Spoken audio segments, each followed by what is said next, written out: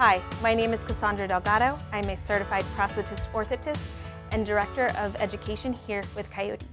Today we're going to be talking about our dynamic strut and our mini dynamic strut, which is an excellent offering for those individuals who are looking for solutions that kind of bring them into the new realm of technology and not just repeating the same orthosis design over and over for these individuals. We have several different weight categories and sizes for these as well. Let's start with our standard strut. Our standard strut is made out of Resilurgy composite. This is not a strictly carbon strut. It has different layers within it that allows it to flex and move. We want to see this strut bend. You'll notice that it has a thicker base and then tapers more proximally.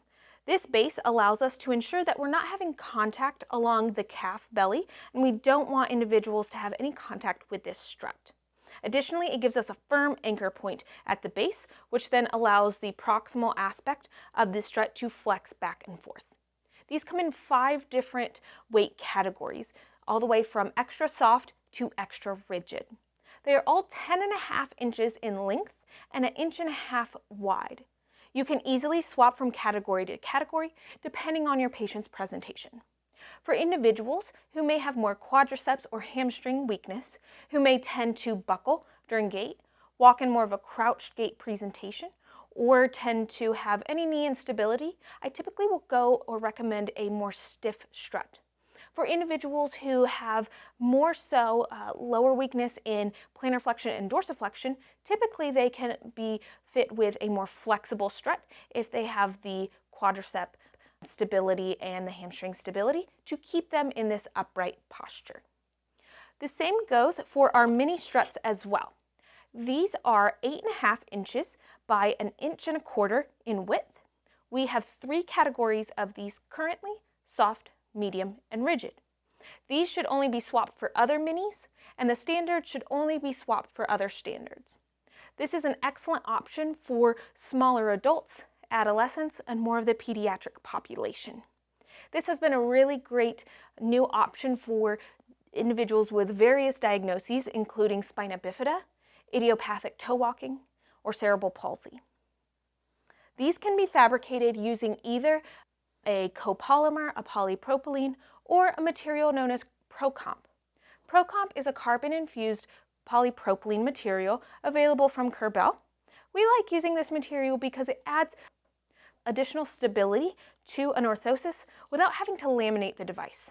These struts don't need to be laminated, which allows us to have later on adjustability. Our patients don't always stay the same size. Frequently, we need to make tweaks and adjustments to get it just right. So we're still able to heat up, flare, and modify our full design, not only in our fit, but also in our strut. This makes it very easily and seamless to be able to change out our flexibility, because sometimes we don't always know how a patient will present once they have an orthosis on. When fitting the Resilurgy strut and these dynamic AFOs, we still want to hold true to our orthotic principles. So you can still have any type of orientation with your trim lines. If you would like more of a solid ankle, you can do that to increase your stability, or bring your trim lines more minimized and have more of perhaps a PLS style design. What we want to ensure though is that we have optimal spacing around our anchor point. So providing at least 1/4, but ideally 1/2 inch of additional plastic around each of our anchor aspects here.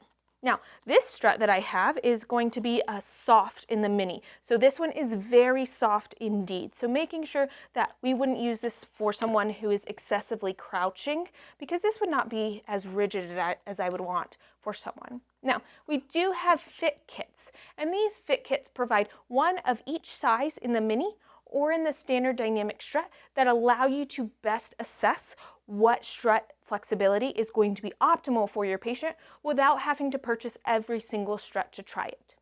Additionally, there are post-fabrication shims, which can control the plantar flexion and dorsiflexion angle, or can control the internal and external rotation. These come with additional screws that you want to make sure you use with the appropriate washers. The screws on these during our final fabrication should have Loctite and should be torqued to 5 to 8 Newton meters. When your patient comes in for a follow-up a few weeks later, you do want to recheck this torque and ensure that nothing has come loose, considering that we are using a thermoplastic material. Now, this is an excellent option for adults who may present with post-CVA, any type of triplanar instability, the need to offload the foot or ankle. So a strut can offload up to 65% of the body weight in static standing. So great for those individuals who may be experiencing arthritis or pain in the foot.